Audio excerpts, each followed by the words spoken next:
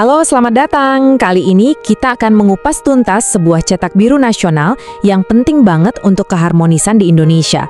Pembahasan kita didasarkan pada telaah yang dilakukan oleh Widiatmoko, seorang instruktur nasional penguatan moderasi beragama. Nah, ini dia nih dokumen yang jadi pusat perhatian kita. Peta jalan untuk periode 2025 sampai 2029.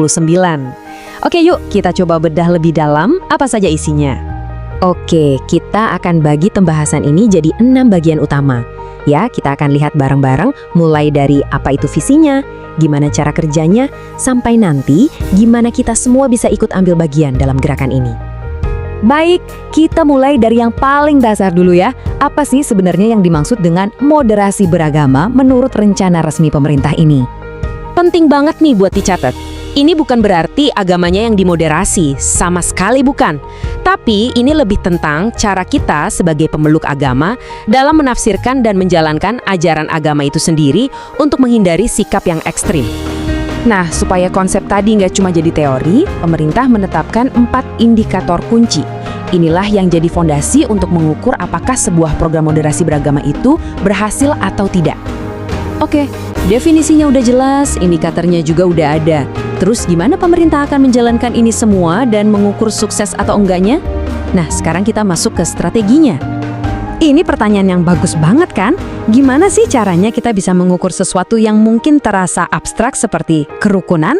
Nah, ternyata peta jalan ini punya jawaban yang sangat spesifik soal itu. Salah satu alat ukur utamanya adalah Indeks Kerukunan Umat Beragama atau yang biasa disingkat IKUB. Dan kabar baiknya, kalau kita lihat data ini, indeksnya menunjukkan tren yang terus naik loh selama 5 tahun terakhir. Dan yang paling penting, bukan cuma melihat ke belakang, peta jalan ini juga menetapkan target yang sangat jelas ke depan, yaitu mencapai skor IKUB nasional di spesifik banget ya.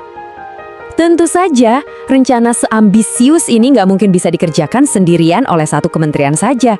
Nah, disinilah strateginya jadi sangat kolaboratif dan melibatkan banyak pihak. Jadi, untuk memastikan semua pihak bergerak seirama, dibentuklah yang namanya Sekretariat Bersama. Anggap saja ini sebagai menara kontrol atau pusat komandonya.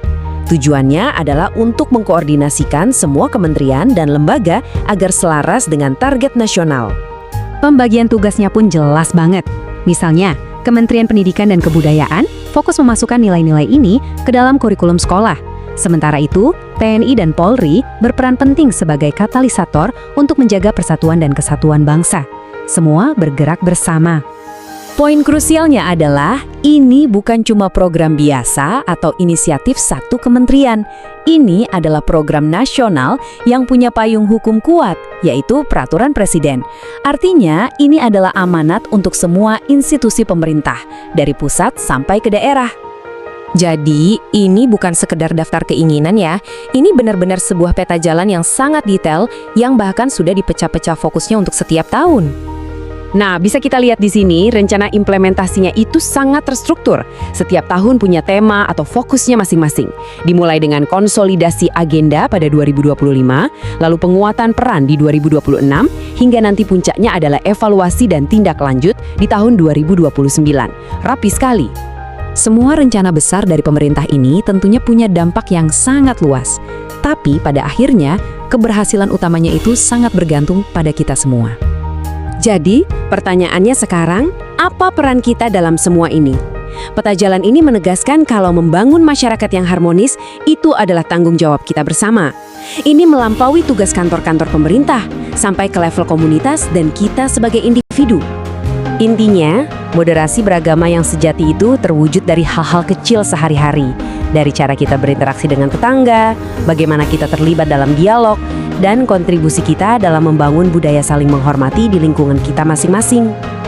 Kita akhiri pembahasan kali ini dengan sebuah ajakan yang sangat kuat.